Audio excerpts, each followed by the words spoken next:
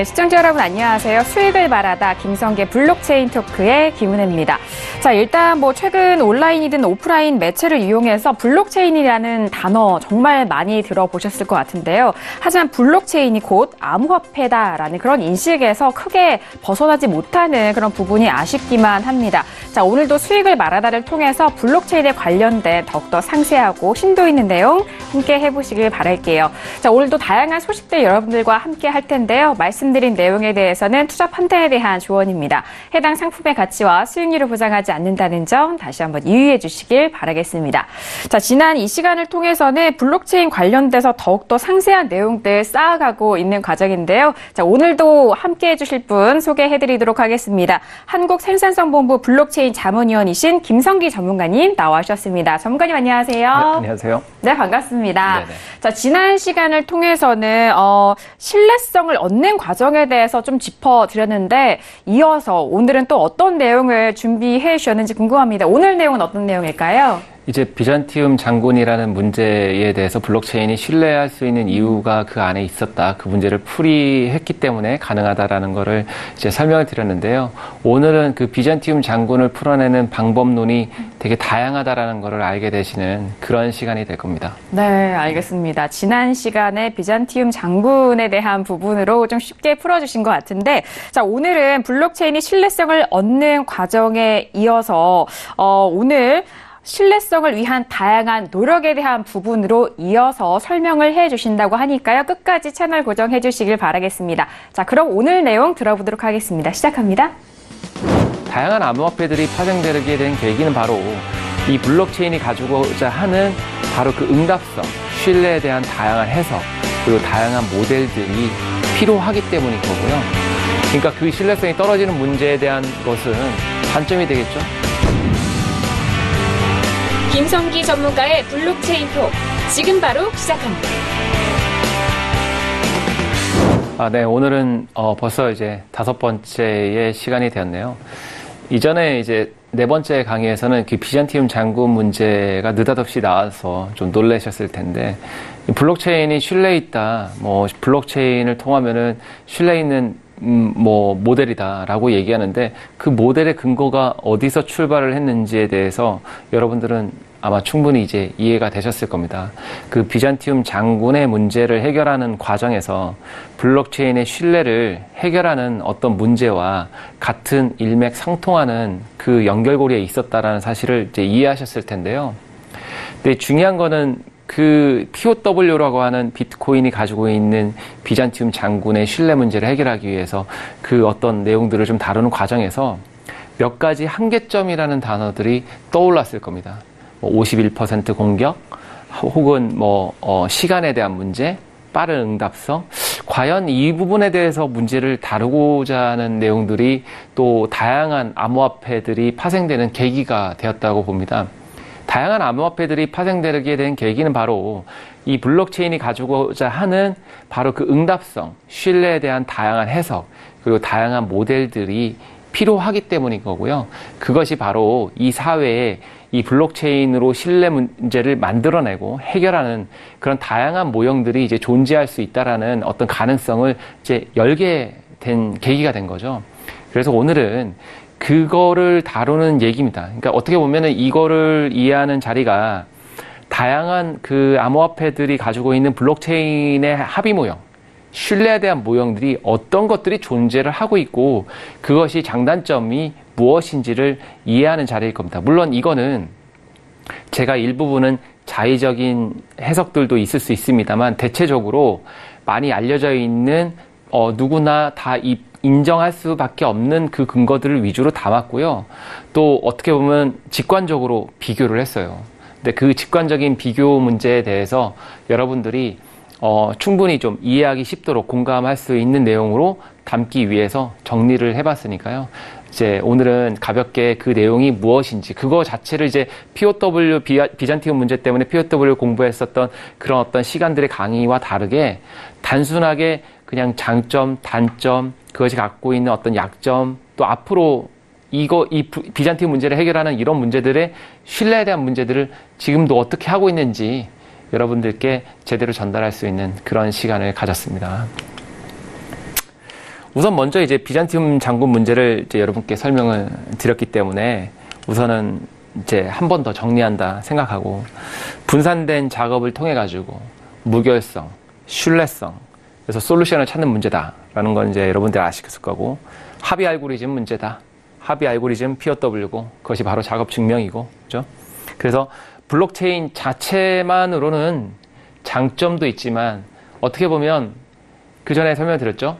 신뢰에 대해서 참여를 하고 인센티브를 보상을 받으니까 그거의 보상이 없으면 블록체인 자체를 유지하기 위해서는 신뢰성이 떨어지잖아요. 그러니까 그 신뢰성이 떨어지는 문제에 대한 것은 단점이 되겠죠. 그러니까 그걸 개선하기 위해서 다양한 모델들이 존재할 수도 있어요. 그래서 이 블록체인 자체에 대한 다양한 신뢰 문제를 해결할 수 있는 다양한 모델들이 이제 나오기 시작합니다. 그래서 그런 알고리즘들에 대해서 이제 설명을 간단하게 드리고자 하는데요. 여기 보시면 뭐 P로 시작하는 게 많죠. 저 P가 바로 prove고요. O가 이제 ove예요. 그러니까 prove of work, prove of stake. 그 다음에 이제 저 D는 delegated예요. 그래서 뭐냐면 위임됐다, 위임된. 그러니까 S는 stake 이제 이거 스테이크입니다. 이제 그 우리가 이제 뭐 스테이크 이렇게 고기 먹는 그거 아니고요. 이걸 지분이라고 표현합니다. 지분. 이거 이제 지분이라고 표현하는 스테이크고요. 이제 W는 여러분들 아셨죠? work, stake. 이게 D는 이제 delegated. 그 다음에 이제 뭐 POI는 이제 important라고 해서 이제 중요도를 기반으로 한다든지 authority라고 해서 이제 뭐 증명 인증 기반으로 한다든지 뭐 모델들은 다양합니다. 뭐 power specification and 뭐 stake, 뭐 hyper default라고 해가지고 이제 이 부분은 이제 제가 그 합의 로직을 만들고 합의 알고리즘을 고안하는 과정에서 생각했었던 모델인데요. 뭐 이런 모델 말고도 뭐 엄청 많이 다양합니다. 근데 이거는 바로 컨센서스 알고리즘 문제거든요. 합의 알고리즘. 합의 알고리즘은 뭐죠? 비잔티움 문제 해결 알고리즘. 그럼 비잔티움 문제를 해결한다는 건 뭐죠? 신뢰 문제를 다루는 알고리즘. 신뢰를 다루기 위한 다양한 알고리즘들이 존재할 수 있다는 거를 이제 아신 거고요. 근데 그 신뢰를 합의하는 데 있어서 이 신뢰한 모형은 이 모델에 따라서 다양한 모델로 확대될 수 있습니다. 예를 들어서 POW지만 프라이빗일 수도 있고요. POW이지만 퍼블릭일 수도 있습니다. 그 얘기는 뭐냐면 몇몇만 합의할 수도 있고요. 특정 조건에 맞는 단체만 합의할 수도 있고요. 누구나 다 합의할 수도 있다는 얘기입니다. 즉 참여에 대한 방법인데요. 누구나 참여를 하고 누구나 보상을 받게 하겠다. 아니다. 특정한 집단만 참여하고 특정한 집단만 운영하고 특정한 집단만 인센티브를 하겠다. 할 수도 있고요. 아니면 인센티브 다 필요 없어. 그냥 이거는 거의 중앙처럼 관리해서 쓰되 블록체인이 사용하고 있는 모델만 가지고 신뢰할 거야 라고 생각할 수도 있는 거죠. 그래서 이 합의 모델과 참여 모델이라는 겁니다. 합의를 위해서 얼마나 참여할 것인가. 이 비잔티움 장군의 문제에 참여하기 위해서 특정 집단을 이용할 것인가, 특정 개인, 개별적인 존재를 이용할 것인가, 아니면 익명의 누구나 참여할 수 있는 사람들을 이용할 것인가. 그 문제 여기 있다는 겁니다. 그래서 이제 이 신뢰를 위한 다양한 모델들이 존재를 하는 것이고요. 자, 그러면 구체적으로 얼마나 다양한 합의 모델들이 존재하는지 좀 더 제대로 깊이 있게 좀 보려고 해서 이 벌세스를 정리해 봤습니다. 그래서 이렇게 비교를 해봤어요. POW는 여러분들이 이제 얘는 이제 다 아시죠?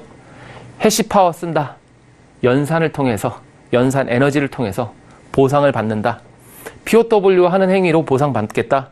장점은 이게 이제 안정성이 높아요. 비트코인이 어떤 안전한 자산, 디지털 자산이다라고 표현하는 이유 중에 하나가 저 신뢰 문제를 깬다는 게 구조적으로 쉽지 않은 문제들이 있어요. 이미 팬덤을 형성했거든요. 51%의 공격은 이론적으로 가능하지만 우리가 그 이론적으로 가능하다고 해서 현실 세계의 모든 문제를 그 이론의 문제에 맞춰가지고 다 제시하고 해결할 수는 없거든요. 어떻게 보면 이제 거기에 맞게끔 쓰여진 것인데 대부분의 코인들이 이제 이전에 블록체인 모델에서 얘기하는 그 안정성 문제를 다루는 과정에서 이제 연산을 POW 방식을 많이 썼기 때문에 대다수의 코인들이 이렇고요. 그래서 이제 작년 이전에 나와 있는 코인의 대다수는 이런 어떤 POW 기반으로 대다수가 만들었어요. 그 만들기가 쉬웠던 것 중에 하나가 뭐냐면 이 비트코인이나 이더리움이나 소스코드가 다 공개돼 있었어요. 누구나가 쓸 수 있게끔.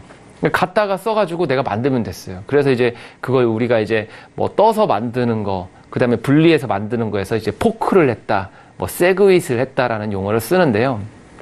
제가 이전 강의에도 비트코인에다가 달러로 비트코인을 찍었다 하더라도 결국 도덕적 해이는 나올 수 있고, 결국 그 해이 중에 하나가 포크고 하나가 세그윗일 수도 있다라고 해서 약점을 얘기했고, 그래서 우리가 신뢰를 다루는 데 있어서는 단순하게 디지털 공학만 가지고 얘기할 게 아니라 신뢰 문제를 다루기 위한 사회 공학도 중요하다, 사회 과학적인 문제도 중요하다고 말씀드렸는데, 바로 그것이 우리가 또 이 POW만 가지고 모든 문제를 해결하는 거는 약점이 있다라는 것을 인지한 상태에서 바라봐야 된다는 것이고, 그것이 우리가 이제 다양한 어떤 암호화폐의 생태계로 발전하면서 블록체인의 모델들이 다변화돼서 우리의 신뢰 모형을 다르게 해석되고 더 쓸 수 있게 만들 수 있다라고, 오히려 그거를 더 긍정적인 요인으로 받아들일 필요는 있습니다.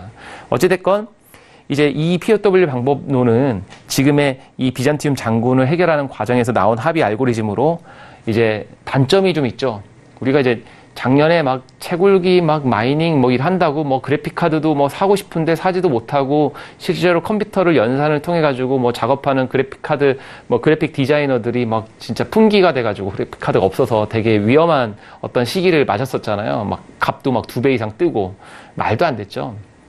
근데 그 부분이 바로 이 보상 때문이에요. 이거 빨리 마이닝을 하면 가격이 오르니까 보상을 받겠다는 심리가 강하니까, 그래서 이 보상 때문에 그래픽 카드를 막 사고 잔뜩 사는 건데, 이제 그거를 그래픽 카드를 사가지고 이제 아까 그 전에 이제 제가 그 이전 강의에 설명드렸죠. 뭐 0이 몇 개 되는지 찾는다, 뭐 넌스를 찾는다 해가지고 그 블럭이 체인이 연결되는 데 있어서 이제 값을 찾는 걸 했는데, 그 찾아주는 걸 누가 해주냐 해서 제가 CPU가 있다, GPU가 있다 했는데, 그 중에 이제 여기 이제 에이직입니다. 원래 전문가들은 저거 이제 에이직이라고 하는데, 이제 인터넷이나 많은 글들은 저걸 아식 장비 이렇게 표현을 하더라고요. 근데 원래 이제 저 에이직 그 칩이거든요. 저 칩이에요. 저걸 이제 비메모리 칩이라고 얘기하죠. 이제 우리가 삼성에서 만드는 거 이제 반도체잖아요. 메모리 반도체죠. 근데 이제 CPU나 GPU 이런 거 이제 비메모리 반도체거든요. 그러니까 이제 비메모리 시장 같은 경우는 이제 거의 전 세계에서 미국이 독식을 해요. 물론 이제 일본에서 만든 것도 있고 뭐 대만에서 생산한 것도 있지만, 뭐 그래도 이제 그 원론적으로 이제 옛날에 뭐 IBM이나 뭐 유명한 회사들이 이제 저 칩을 했었죠. 뭐 선에서도 했었고, 스팍에 들어가는 리스크 칩 이런 거. 그러니까 우리가 이제 암이라고 하는 게 있어요. 스마트폰에 들어가 있는 이제 CPU. 옛날에는 이제 퀄컴 컵도 쓰는데 이제 그 안에 코어 기술이 있어요. 그 CPU 같은 거. 이제 그 CPU 칩이 이제 리스크 칩 이렇게 하고, 이제 우리가 PC에서 사용하는 건 이제 시스크 칩 그러는데요. 약간 이제 리스크 칩은 이제 연산을 몇 개를 합쳐가지고 더 빠르게 전기 더 들쓰게 만든 그런 칩이 있어요. 어찌됐건 그런 칩을 만드는 그런 기술 중에 하나입니다. 어떻게 보면 저 되게 고도화되어 있는 어떤 설계 기술로 만들어져 있는 고집적화된 기술 기반으로 만든 칩이 있는데, 저거를 그 암호를 저 연산을 해가지고 저 암호를 해석하고 저 코드를 풀어내는 거에만 특화시킨 칩이 있어요. 그 칩으로 만들어가지고 이제 채굴 장비를 만든 것도 있죠. 우리가 대표적으로 이제 뭐 중국의 우지안이라는 사람이 만든 비트마인이라는 회사가 있는데, 뭐 거기에서 나오는 것들이 이제 그 채굴 장비들이 이제 그런 것들이 있어요. 그게 이제 대표적인 사례인데, 저기 전기를 많이 씁니다. 전기세 엄청 비싸요. 뭐 킬로와트당 뭐 300원, 400원 저기 가정에서 좀 많이 오버해서 쓰게 되면 뭐 5, 600원 이렇게 올라가요. 비싸요. 전기를 많이 쓰니까 그 에너지도 낭비지만 환경 오염도 생각을 해야 되잖아요. 전기를 많이 쓰게 되면은 이제 화석 연료를 많이 태우거나 뭐 에너지를 많이 이용해 가지고 태워서 그 전기를 생산해야 되니까, 어떻게 보면 환경 오염의 주범이 된다 해 가지고 말이 많이 했어요. 또 하나는 여기 이제 열이 많이 나잖아요. 그러니까 공조처럼 이제 뜨거운 공기를 빼내고 이제 찬 공기를 이제 공조를 해야 되거든요. 그러니까 이거를 하기 위해서 별도의 이제 전용 공간이 필요하기도 하고, 채굴장이라고 해가지고 만들어서 많이 해서 이제 사회적인 문제를 많이 일으켰거든요. 어떻게 보면은 좋은 재료, 그러니까 생각이나 컨셉이 좋은 재료일 수도 있는데, 그것이 이제 왜곡돼서 잘못 편승이 되면 이제 이런 단점과 문제를 낳기도 한다.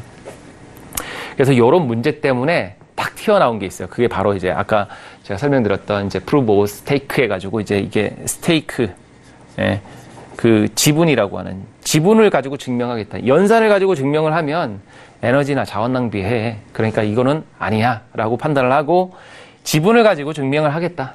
근데 이제 지분을 가지고 증명을 하는 데 있어서 이 참여자를 유도해야 되니까 우리가 이제 뭐 배당 주듯이 뭐 내가 지분 갖고 있으면 배당 받잖아요. 그래서 이제 뭐 공중에서 뭐가 떨어지나 보죠. 그래서 어찌 됐건 에어드랍 이런 거 줘요. 이제 이거는 이자 같은 거예요. 그래서 이제 내가 그 지분을, 왜냐면 내가 이 증명에 참여하기 위해서 내가 가지고 있는 지분이 있는데 나한테 보상을 해주려면 그 보상이 지분의 크기만큼 보상을 해주는 거예요. 그 지분을 많이 갖고 있으면 그 지분을 많이 갖고 있는 그 노드에 증명을 위임을 하게 될 수가 있거든요. 그럼 그 지분을 이제 가지고 있는 노드가 우리가 예를 들어서 은행이 돈을 많이 갖고 있으면 우리 신뢰할 수 있다. 문제가 돼도 은행이 돈을 주니까 라고 판단하듯이 지분을 가지고 기반으로 하되 그 지분을 보유해주는 조건으로. 그러니까 뭐냐면 우리가 이 지분을 가지고 있는 여기다가 내가 조금 갖고 있는 지분을 그쪽에다가 태워요. 한쪽으로 몰아요. 그래서 그 신뢰할 수 있는, 걔는 신뢰할 수 있어. 그 노드는 신뢰할 수 있어. 라고 판단하고 거기에다 주면 그쪽에서 보상이 생길 거 아니에요. 합의를 했으니까. 그럼 이제 이자를 주는 거죠. 그 이자를 이제 지분의 크기만큼 나눠주는 거예요. 그게 바로 이제 에어드랍 이렇게 얘기하는 겁니다.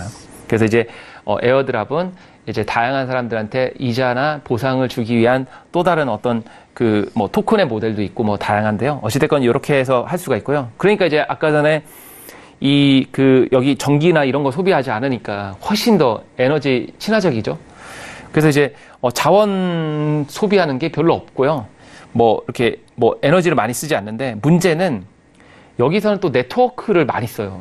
네트워크를 활용하는 기반이 많거든요. 네트워크를 좀 많이 이용해야 되는 어떤 자원 낭비 구간들도 있을 수 있다. 네트워크의 트래픽을 많이 쓸 수 있다. 우리가 이제 그 인터넷에서 뭐 무료 웹하드 이런 거 보면은 그 트래픽이 엄청 많이 걸리거든요. 뭐 배포하는 프로그램이라든지 뭐 영화 공유하는 프로그램들 보면 이 네트워크의 트래픽을 엄청 많이 먹어요. 일반적으로 우리가 인터넷에서 접속해서 들어오는 정보보다도요. 그 영화 콘텐츠나 이런 거 뭐 주고받고 하는 것 때문에 발생하는 네트워크 자원 소비가 큰데 이 POS가 그 네트워크 자원 소비를 좀 높인 모델입니다.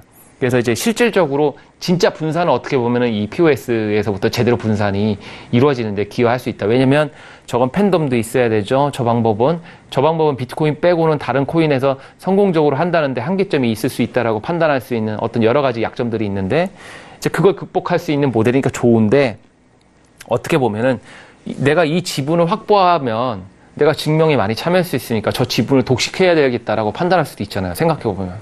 근데 저 지분이 많아. 저 지분을 다 확보해서 내가 그 증명에 참여하면 내가 에어드랍 이자 많이 받으니까, 내 보상 많이 받으니까 내가 저 지분을 확 많이 갖고 있어야겠네. 그러니까 의도적으로 지분을 착취할 수가 있잖아요. 어떻게 보면은 이 지분 쏠림 문제, 이 지분 쏠림 문제가 생기면 지분이 쏠려 있는 노드와 합의하는 대상이 누군지를 판단할 수 있고 공격할 가능성도 있기 때문에 또 약점으로 작용해서 또 다양한 모델들이 나오기 시작합니다.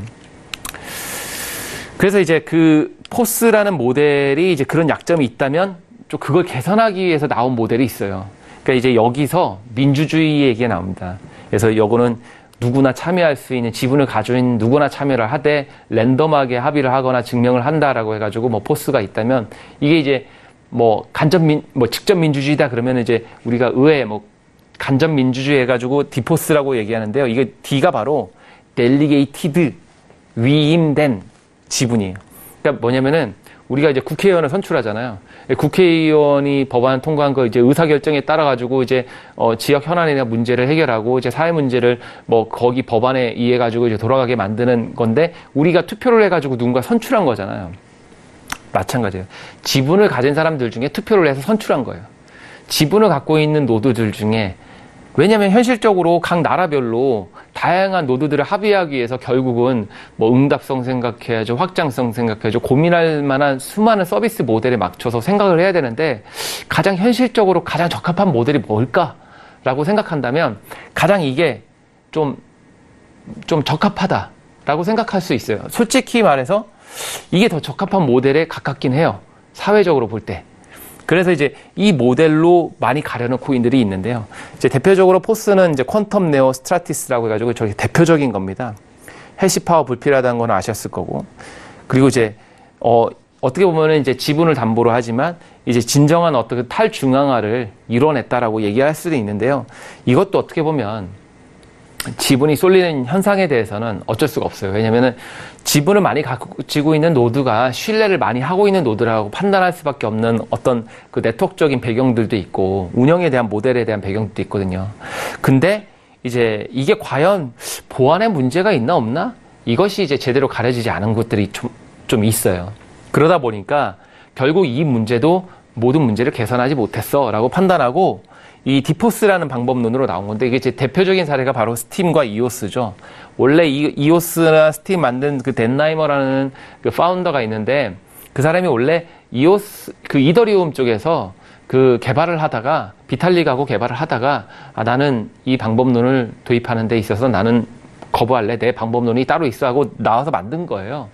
그래서 이제 이 방법론이 상당히 좀 현실성이 높지 않느냐. 그리고 이제 이 방법론을 이용하게 되면 다양한 모델을 사용하는 데 있어서 응용력이 좀 강해져요. 그래서 이제 그 소규모 참여도 가능하고 대규모 참여도 가능하고 모델을 만들 수 있고 어떻게 보면 현실 세계에 가장 적합한 모델일 수도 있습니다. 이 디포스 방법론이. 근데 이제 이것도 델리게이티드잖아요. 어찌됐건 지분을 가지고 있는 지분을 많던 적던 지분의 위임이라는 게 존재한다는 거는 위임된 지분을 갖고 있는 노드라는 게 노출될 수밖에 없고 결국 디도스처럼 서비스 거부를 위한 공격을 할 수도 있죠. 뭐 이 문제를 해결하겠다고 나와 있는 또 다른 코인들도 많이 있습니다. 어찌됐건 사상적으로 현실 세계에 가장 적합한 모델을 제시하고 있는 걸로 발전하는데 이게 불과 뭐 몇 년이 안 됐어요. 이 발전하는 모델로 오는 데까지. 그러니까 이 시장이 계속 지금도 이제 뭐 계속 만들어지고 있고 달라지고 있는 거죠.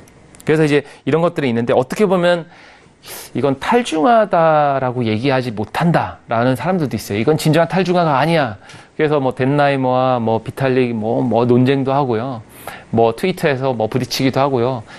자, 이 시장의 어떤 모델들은 아직까지는 뭐 누가 답이다, 정확하게 맞다라고 얘기하지 못할 만큼 되게 논쟁도 치열하고 뭐 뜨거운 분야이긴 합니다. 그래서 이제 이것이 이제 비교할 수 있는 대책점이죠.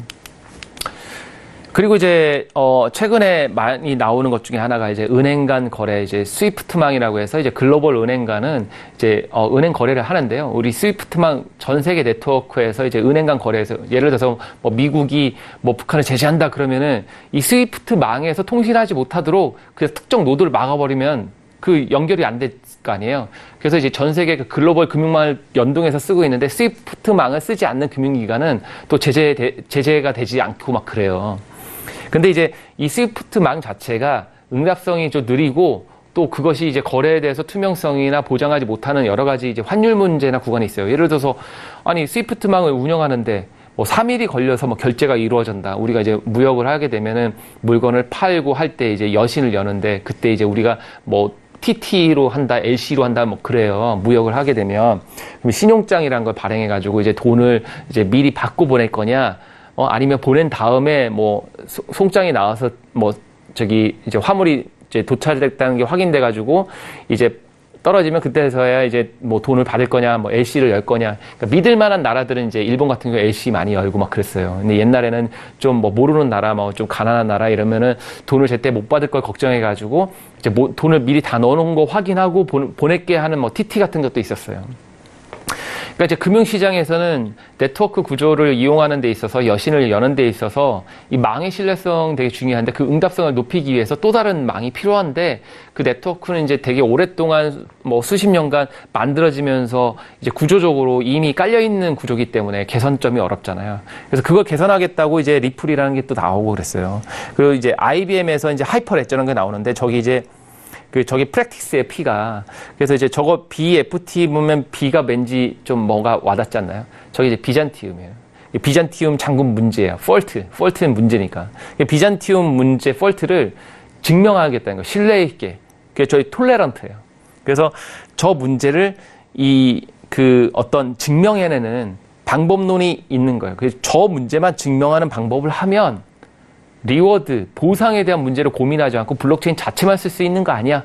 라고 생각해서 나온 모델이다라고 보시면 됩니다.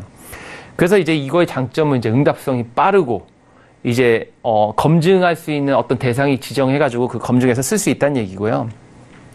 이제 이걸 쓴다는 얘기는 무슨 뜻이냐면 어떻게 보면은 지금 우리가 얘기하고자 하는 이 블록체인이나 암호화폐의 탈중앙화나 이 개방되고 공개되어 있는 어떤 신뢰나 투명 문제를 다루는 기존의 전통적인 어떤 암호화폐적인 생각을 벗어나서 이것만의 블록체인으로만 놓고 본다면 이거 중앙이 아니냐 이렇게 얘기할 수도 있거든요. 근데 엄연히 말하면 완전한 중앙은 아닙니다. 왜냐하면 수학적이고 과학적인 신뢰 문제를 다루기 위해서 인위적인 개입을 통해서 이 문제를 깨지만 못한다면 이건 블록체인인 거죠.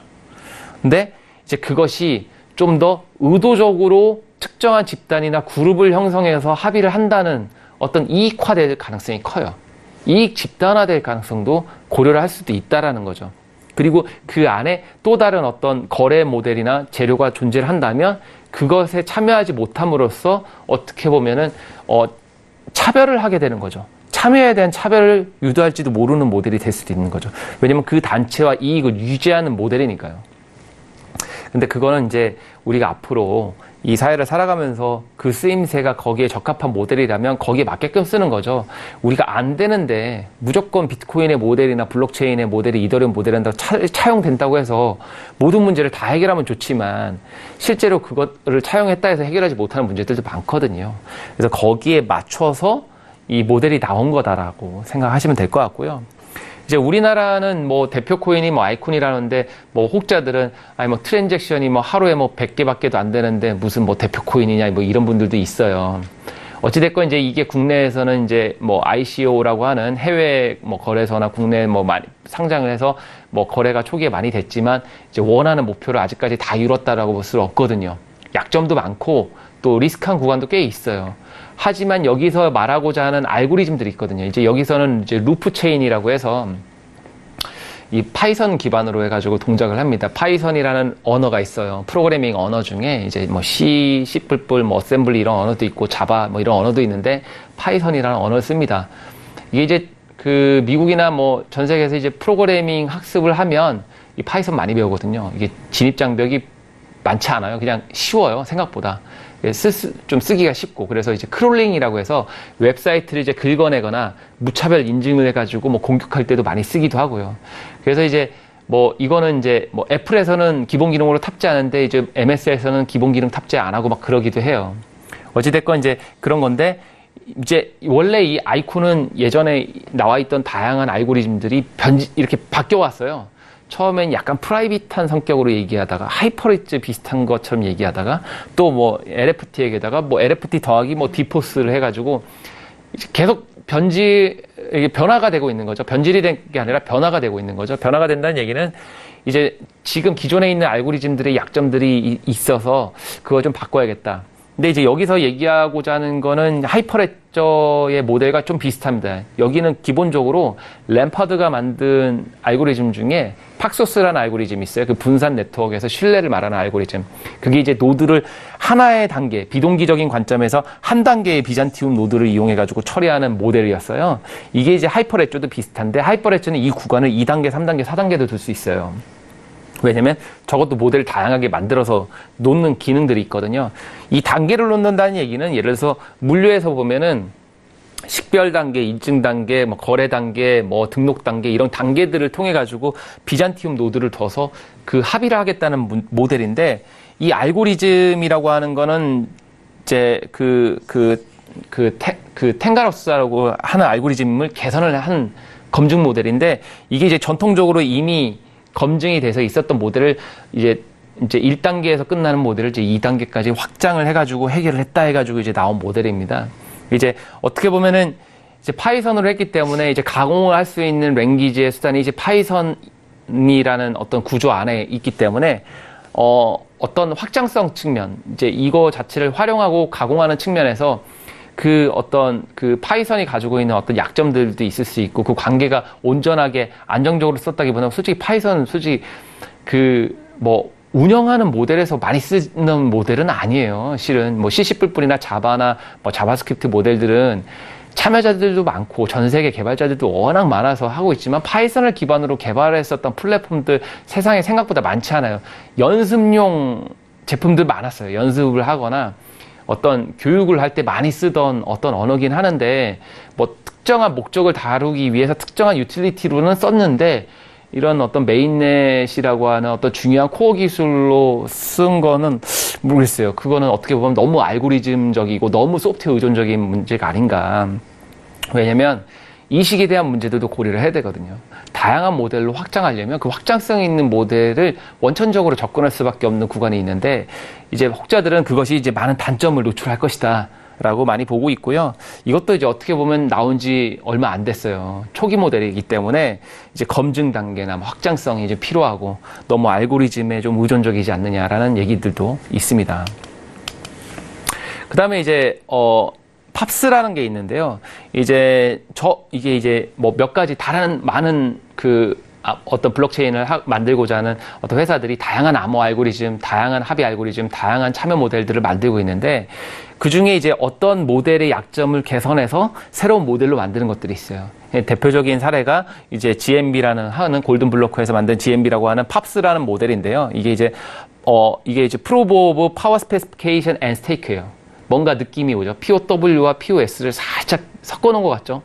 이제 어떻게 보면은 이제 여기서는 이제 특허가 뭐 존재를 하더라고요. 그 매뉴얼 보니까 특허가 있는데 이제 기존에는 이제 연산을 통해서 비잔티움 문제 해결하고 이제 증명하고 뭐 했다면은 이거는 이제 관계형이다. 관계형이라는 얘기는 이제 네트워크를 이용한다는 얘기고요.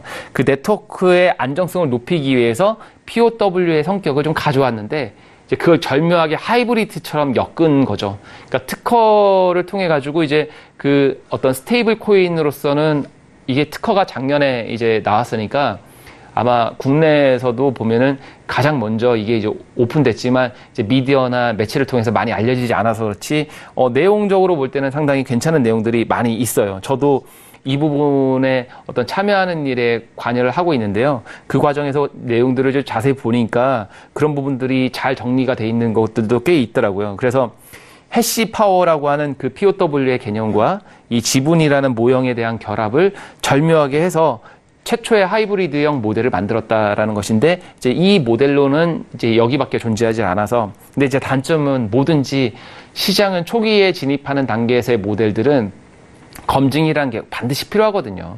그러니까 이제 어떻게 보면은 초기 모델이니까 이제 검증이 좀 필요하고 그것이 이제 약점이 될 수 있는 거죠. 우리가 수학 분석으로 본다면 이제 위기이고 약점일 수도 있는데 만약에 이제 이 모델의 장점을 제대로 살려서 좀 기존에 있던 단점들을 극복한다면 훨씬 더 경쟁력 있는 모델이 될 거라고 보고 있고요. 그 다음에 이제 기존에 이제 저 위임 지분 문제도 지분이 쏠리잖아요. 한쪽으로 쏠리니까 이제 어떻게 보면은 이제 그 공격을 당하고 이제 보안성이 좀 떨어진다. 어떻게 보면 탈중앙화 아니다. 그래서 저 탈중앙화된 모델인데 아까 제가 설명드렸듯이 저게 현실 세계에 그나마 가장 적합한 모델에 가깝다고 봐야 되거든요. 저렇게 했다고 해서 솔직히 뭐 우리가 의도적으로 저 네트워크 체인을 이미대로 뭐 조작하거나 그런다는 게 쉽지 않아요. 물론 최근에 이오스 재단에서 약간 도덕적인 문제들 나와가지고 안 좋은 기사들도 나온 것들이 지금 미디어에 나오기도 했지만 개념이나 생각만 놓고 볼 때는 나름대로 현실 세계에 좀 더 적합한 모델이다. 그래서 저런 모델을 좀 이용하고 활용을 해서 더 적합한 모델로 만들겠다. 응답성을 기반으로.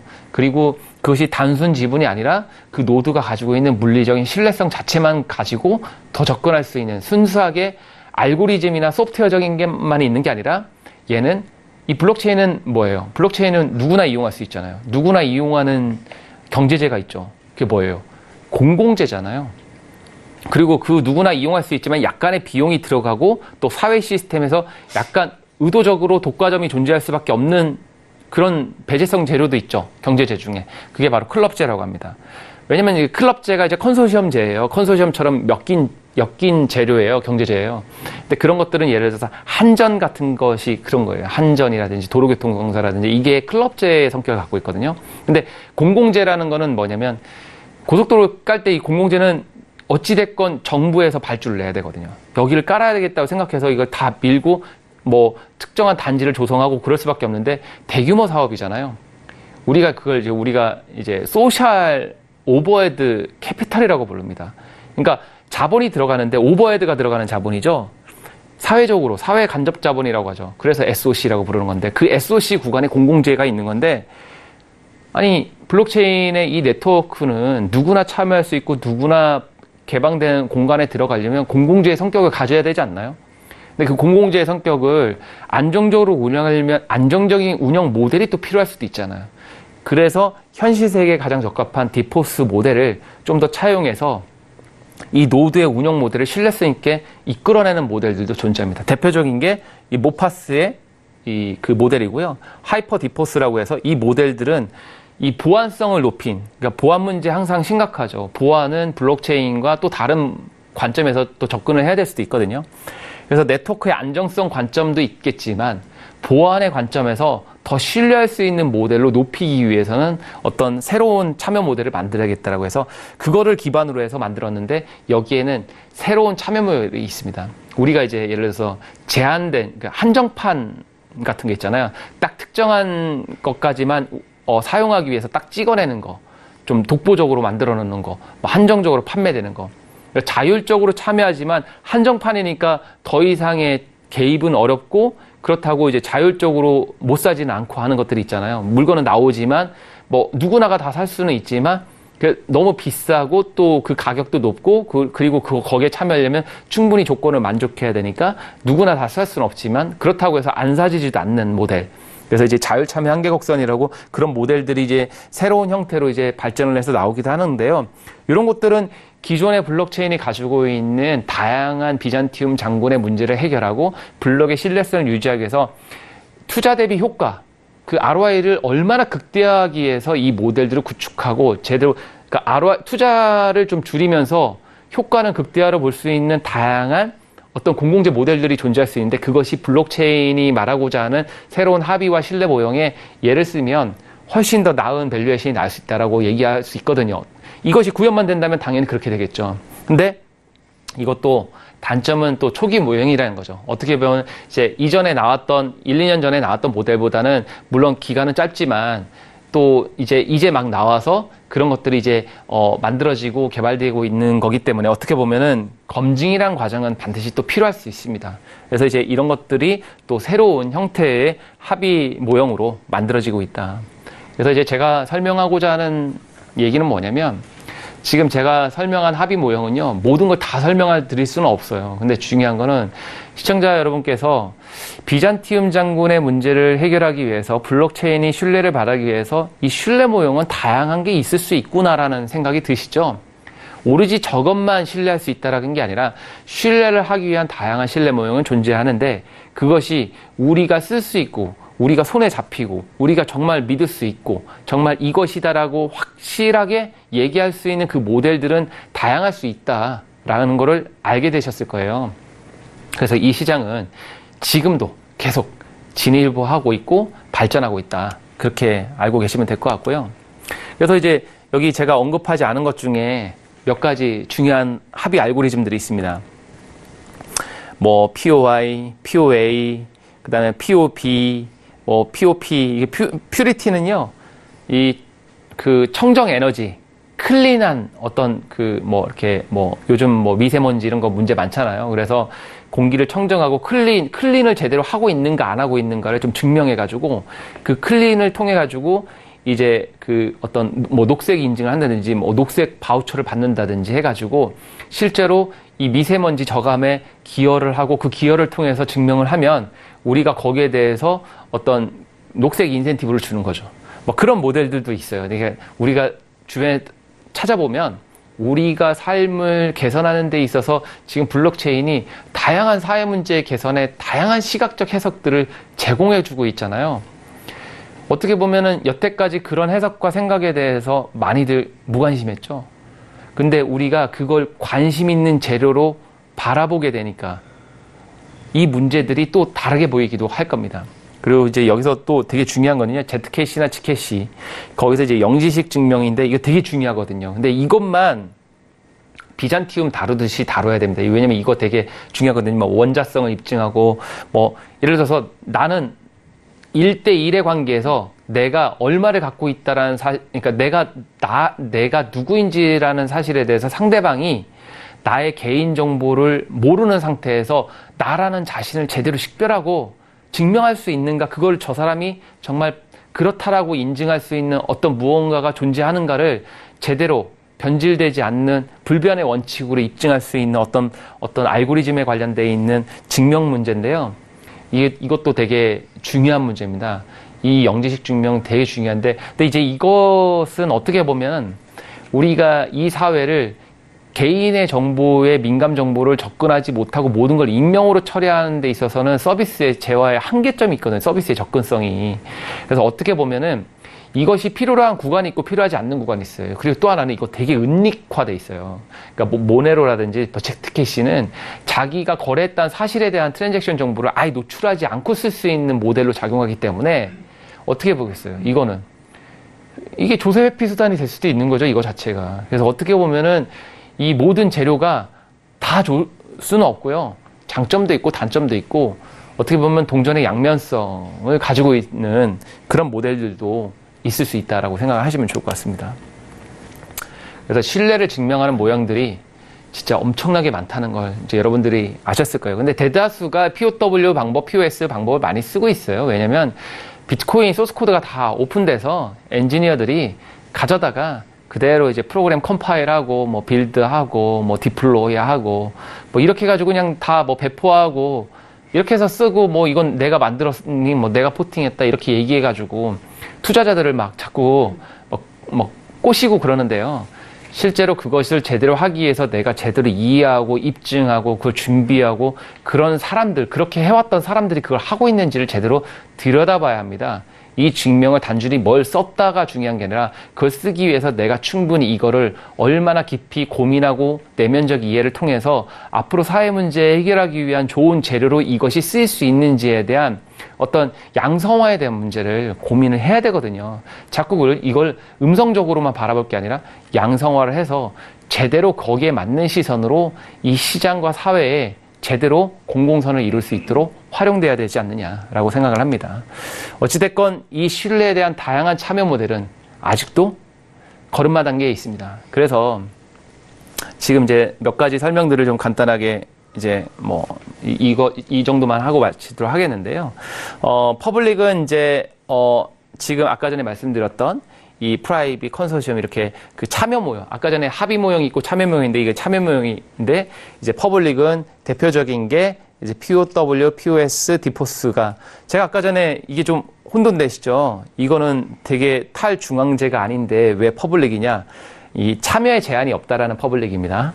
예, 합의 모형에 참여해서 보상을 받기 위해서 누구나 참여가 가능한 모델이긴 하지만 여기에도 여러 갈래로 나눠지기도 합니다. 뭐 응답성은 좀 늦는데 얘는 빨라요. 근데 이제 응답성은 프라이빗과 컨소시엄 체인에 비해서 늦다는 뜻입니다.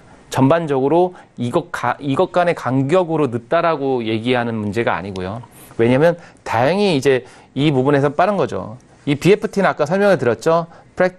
여기 비잔티움, 폴트, 톨레란트. 그래서 톨레란스. 이 계열에서의 모델들인 건데 대표적인 게 리플, 루프체인, 뭐 R3CEV라고 해서 이제 은행권 글로벌 은행 간 연합을 해가지고 지금 이제 은행 간 인증 모델이나 뭐 거래 문제를 풀겠다고 해서 이제 연합체가 형성됐고요. 하이퍼레저는 이제 IBM에서 얘기를 하는 겁니다. 뭐 하이퍼레저 패브릭, 뭐 하이퍼레저 골드 종류가 여러 가지 나오고 있고 골드체인 얼라이언스 뭐 이런 것들이 이런 쪽에 있는데 뭐 퍼블릭이다, 프라이빗이다, 컨소시엄이다. 뭐 이걸 가지고 뭐 고민을 하고 뭐 얘기를 하고 할 수도 있지만 중요한 거는 우리가 신뢰를 만들기 위해서 이런 다양한 모델들이 적용되고 있다라는 거고요. 이들도 여기 보면은 다양한 모델도 여긴 발전 중이죠. 아직까지 이 부분이 제대로 이제 완성된 단계는 아닙니다. 이제 막 시작을 하고 있는 단계고요. 여기 보면 이제 모르는 용어 중에 샤딩, 라이트닝 네트워크, 라이덴 네트워크, 뭐 사이드 체인, 논리 체인 이런 얘기 나오죠. 다양한 솔루션으로. 저 얘기가 왜 나왔냐면 이게 이제 약점이 있잖아요. 퍼블릭이라는 재료가 누구나 참여가 되지만 누구나 참여를 하면서 생기는 다양한 약점들이 존재할 수 있잖아요. 뭐 느리다. 아니면은 뭐 그걸 확장하는데 한계점이 있다. 연동하는데 문제가 있다. 그래서 다양한 모델들이 이쪽으로 먼저 나왔는데 왜냐하면 이 모델보다 이 모델이 먼저 이 시장에 더 오랫동안 출시가 됐고 먼저 더 많이 얘기됐고 더 많은 팬덤을 형성하고 있어요. 그러다 보니까 이쪽으로 어떤 시장이 많이 쏠려 있긴 해요. 그러나 이 시장은 다양한 재료들이 그 솔루션에 맞춰서 비즈니스는 이루어나가면서 다양한 모델로 확장이 될 수 있다라고 생각하시면 될 것 같고요. 그래서 이 현실 세계에는 다양한 합의 모형과 다양한 참여 모델이 있어서 이것이 엔드 오어 엔드 오어 엔드 다양한 모델로 결합하고 이합집산을 해서 어떤 다양한 재료로 표현되고 쓰여질 수 있다. 그 대표적인 예가 이제 아까 자율 참여를 한계하는 곡선인데요. 저기 왼쪽 보시면 우리 많이 보는 거 있죠? 수요 곡선, 공급 곡선. 가격과 수량이 특정한 위치에서 만나면 가격을 결정한다. 이게 이제 수요와 공급법 법칙이잖아요. 우리 경제학 배울 때 기회비용도 배우면서 이거 얘기 꼭 배우죠. 그리고 배제성, 비배제성, 경합성, 비경합성 하면서 경제재를 얘기할 때 항상 배우는 단어입니다. 우리가 가격을 결정할 때 그 가격이 언제 결정이 되는가에 대해서 얘기하듯이요. 블록체인에서 말하는 신뢰 문제를 다루기 위해서 기존에 있었던 이 모델의 2차원적 관점이 3차원적으로 해석되기도 하고요. 또 하나는 우리 어떤 전문가들 중에는 이제 트릴레마 이런 거죠. 세 가지 문제를 다 해결하려면은 해결이 안 되니까 그 오류를 범하기 쉬웠기 때문에 그 어떤 한쪽으로 쏠릴 수가 없는 문제. 그걸 이제 이솔레이션 트리니티 이렇게 부르거든요. 그래서 이제 전문용어로 또 다른 말로는 이제 트릴레마 이렇게 하는데 그것도 이제 경제 관점에서 나오는 다양한 재료로 쓰였던 모델이에요. 뭐 거버넌스 측면적인 거 있고 그것 때문에 나와 있는 모델 중에 뭐 코빈 모델이라는 것도 있고 그건 이제 정보 자산과 감사를 얘기하는 CIA라든지 CISA라든지 다양한 어떤 정보 보안 자산 관리 체계에서 다양한 모델들이 나오고 있는데 이 블록체인에서 신뢰를 말하는 모형들은 이렇게 단순하게 2차원으로만 해석할 수 있는 게 아니라 어떤 복잡도를 이용하는 3차원 모델, 어떤 합의에 대한 크기와 구간을 가지고 하는 모델, 다양한 신뢰를 자율적으로 참여해서 제안하고 운영하는 다양한 모델들로 이렇게 확대되고 있다라고 보시면 되고요. 그것은 바로 여러분들이 신뢰하고자 하는 무언가를 찾기 위해서 다 만드는 겁니다. 결론은 제가 이제 이전에도 설명을 드렸겠지만 이전 강의에도 제가 평화, 자유, 사랑, 이거를 얘기하는 데 있어서 기술로 표현하는데 되게 어렵고 결국 그 신뢰의 문제를 기술로 표현하려고 노력하고 있는데 그 신뢰의 문제는 되게 추상적이고 다양하잖아요. 그래서 신뢰의 문제를 바라보는 생각이 사람마다 다르고 환경마다 다르다는 걸 알았는데요. 여러분들이 말하고자 하는 이 다양한 참여와 합의와 이런 모델들은 결국 타인, 사회, 관계, 그리고 기술과 시스템과 정보, 그리고 자신과 여러 환경에서의 신뢰를 다루기 위해서 고민하고 있고 연구하고 있고 이 시장은 어떻게 보면은 하루를 1년처럼 고민하면서 비즈니스가 일어나고 있다. 그래서 지금 제가 말씀드린 이 얘기 이후에 더 많은 또 합의 모형들이 나올지도 모르겠어요. 아직도 이 시장은 우리 이제 여기 아이가 이제 이게 처음에 걸음마 배울 때 이 안에 앉잖아요. 걸음마 단계입니다. 그래서 이 시장이 계속 발전을 하고 있다라고 아시면 될 것 같고요. 그래서 이 여러 가지 참여 모델과 비잔티움 모델과 이런 것들이 어떻게 발전을 하고 나아가고 있는지 아셨을 건데요.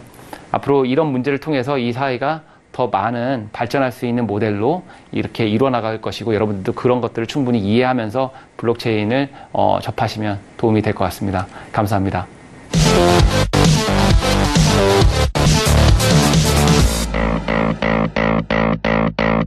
네, 김성기 전문가님 오늘의 내용 블록체인 신뢰를 위한 다양한 노력에 대해서 잘 들어봤습니다. 자, 오늘도 수익을 말하다를 통해서 다양한 내용들 함께 하고 있습니다. 저희가 말씀드린 내용에 대해서는요, 투자 판단에 대한 조언이고요. 해당 상품의 가치와 수익률을 보장하지 않는다는 점 다시 한번 유의해 주시길 바라겠습니다.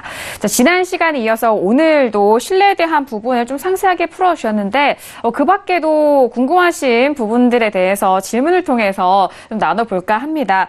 일단 앞서서 설명을 해주셨을 때 블록체인에 대한 구분을 좀 해주셨는데 퍼블릭 블록체인과 프라이빗 블록체인으로 좀 나눈다라는 그런 말씀을 해주셨어요. 그렇다면은 이 두 가지에 대한 구성이 말씀을 해주셨던 신뢰적인 관점에서 볼 때의 차이점은 어떻게 좀 나누면 좋을까요?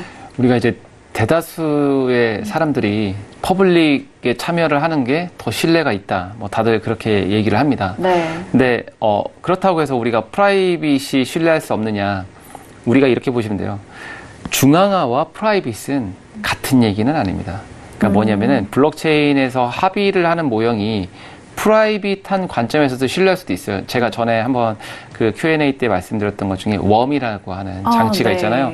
그것도 블랙박스가 기록만 가능하고 읽기만 되고 그렇게 장치를 만들었으니까 변경이 안 되죠. 변경이 안 네. 되죠. 신뢰를 할 수 있는 거죠.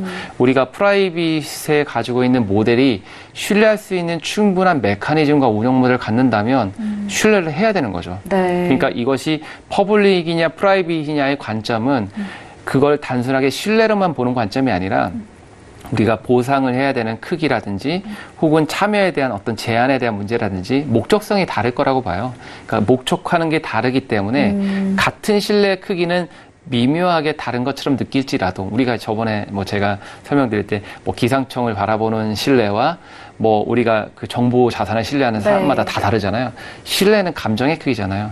그 감정의 크기를 디지털로 담으려는 노력 때문에 나오는 다양한 참여 모델이니까 어떻게 보면은 단순하게 그거를 얘는 신뢰할 수 있는 거야, 없는 거야를 나누는 게 중요한 게 아니라 다름의 문제로 이해하자는 거죠. 차이로 이해하자는 게 아니라. 네. 그러니까 다른 신뢰의 모형이 존재할 뿐 차이의 문제는 아니다라고 생각하면 좋을 것 같아요. 알겠습니다. 역시나 수익을 말하다를 통해서 블록체인과 암호화폐 그리고 다양한 구성 요소에 대해서 더욱더 구분이 명확하게 이루어지는 것 같습니다. 자, 오늘도 김성기 전문가님과 함께 수익을 말하다 1시간 동안 함께 했는데요. 함께 해주신 김성기 전문가님과는 여기서 인사 나누도록 하겠습니다. 전문가님 오늘 말씀도 감사합니다. 네, 감사합니다.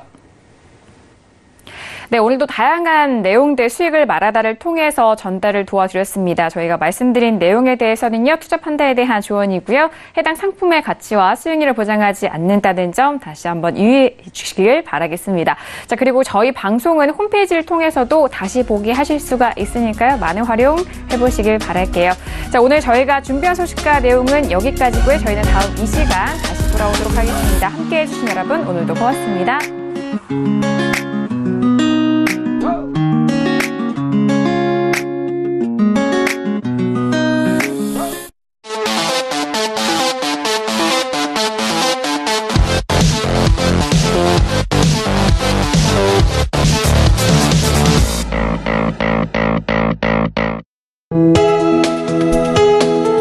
본 방송에서 제공하는 투자 정보는 투자 판단에 대한 조언입니다. 방송에서 제공하는 주식의 가치, 가격 상승 및 가격 하락에 대해서는 방송사에서 보장하지 않습니다.